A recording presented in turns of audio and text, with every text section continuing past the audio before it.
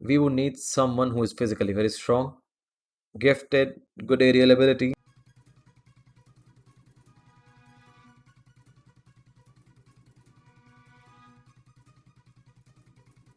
Good morning, good afternoon, good evening, and good night, depending upon whichever part of the world you are in. Welcome back to another video by myself, Sarthak Mehta, on this channel. And today we'll be discussing about the upcoming game between Chelsea and Atletico de Madrid in round of 16, that is in UCL.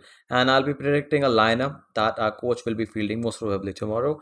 And it's just basically a prediction. Let's see what happens tomorrow. We really don't have any clue that how will the sides perform, because lately both of the sides have been quite sluggish when it has come to the results and the performances as well. Atletico more so because they have been having some dodgy draws and lately a loss in the league that's like harming them in the league run. And of course, they still have a game in hand, but their form looks like a bit of sluggish right now. And on the other hand, whereas Chelsea is concerned, you can see that Chelsea not actually is on was on a kind of a good run, but now after the draw against that Southampton, I think it's very sluggish because we just barely managed to climb out of that game. We were trailing for most of the part, and then Mason Mount scored a penalty, and that's about it. But that's for sure a good sign for Mason Mount and his goal scoring tally. But I think we would need much, much more if we have to perform against Atletico tomorrow night. So, without wasting any time, let's get into the lineup. So, according to the lineup, I have gone for a very proper system that we have been following with Thomas Tuchel in our new Chelsea team. That is three at the back or five at the back. You can say whatever you want to say. It really depends upon the positions of the players that they are actually on. So we'll stick with the back three. My back three will be Antonio Rudiger on the left. Then in the middle we'll have Andres Christensen, and on the right we have Aspalicueta.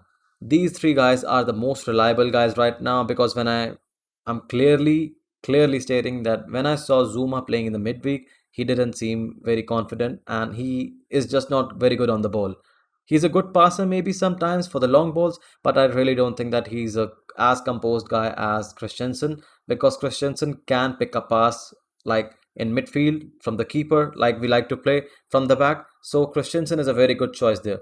So, in my opinion, other two guys are very well. We know Aspilicueta and Rodega has been constant. Christensen will be in to fill the spot of Thiago Silva, because, as our coach has confirmed in today's press conference, that Thiago Silva is for sure out of the game. And going with the wing backs, it will be a tricky one. I was most constantly focused on why Callum Hudson-Odoi got substituted when he came as a substitute in the match against Southampton. But on the other hand, our manager has hinted that he might just be giving him a warning or a shot that you need to perform, that you need to up your level, that cannot be dropped. So maybe he's willing to start Reece James on right wing back and giving a chance for Callum Hudson-Odoi to play as a right winger or maybe as a second striker, you can say. We really don't know. So I'm just predicting two positions at the same time. But for now, I'm talking about the wing back. So it will be on the right wing back role, Reece James, and on the left wing back role, it will be Marcus Alonso. That has been the guy for the left wing back role for sure. Ben Chilwell doesn't even feature when it comes to the role of left wing back, and of course, our two midfield players. The most important midfield players, I think, right now is Kovacic and N'Golo Kante. I think we saw that Kante came on against Southampton, and I'm really sure that his game was very good against Southampton, but our team wasn't doing great. He was winning balls left, right, and center, even through the middle, and going in and sliding, tackling, and even getting the ball out of the trouble zones a lot of times. But of course, for us to be able to capitalize on that was a main area of concern, which we couldn't do in a game against Southampton. So for now, I'll stick to Mateo Kovacic and Kante. And moving on, we'll have a central cam that will be Mason Mount. So Mason Mount right now is undroppable, as we know, against any coach. Sorry, under any coach, I would rather say. He's undroppable. People can say, give him some stick. He's teacher's pet, son of a coach, or whatever you want to call. But Mason Mount is a hardworking lad, and pretty much all the time I see that he's the only one who is first one to give his 100% for the team. So big thumbs up to him. And likewise, I would like to say, forward going, the two striker line. See, usually when we talk about Chelsea, we usually involve wingers, but lately you have seen in the case of Thomas Tuchel's Chelsea, we have barely played wingers. For example, no Christian Pulisic even starting, No Hakim Ziyech even starting in a lot of games. That's why. So maybe we'll go with two strikers only, and one, of course, will be the left side, that is Timo Werner, and right striker, I think, remains a proper task.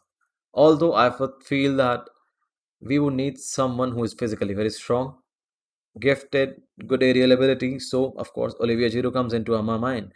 I'm just saying this because Atletico has a very bulky defense, tough defenders who play rough. So you need someone to match their tendency and basically need someone who can play the ball, receive the ball, and then deflect it to our players who might make some play and just take a chances to score. Or maybe the guy himself can score. But you never know who will play as a right striker. We have a couple of options. We have Tammy Abraham, we have Olivier Giroud. But of course, one interesting thing was that I saw where would Kai Havertz fit in this team as he's back. I also thought that Kai Havertz might even have a chance to play as a second striker only in this team if he's going to play.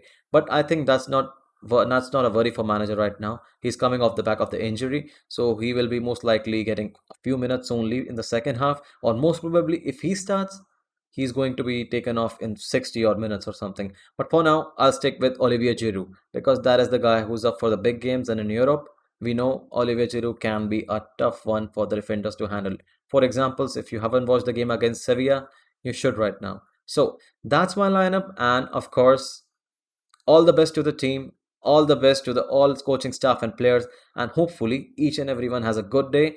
And you know, until next time, I'll see you. Bye bye. Peace.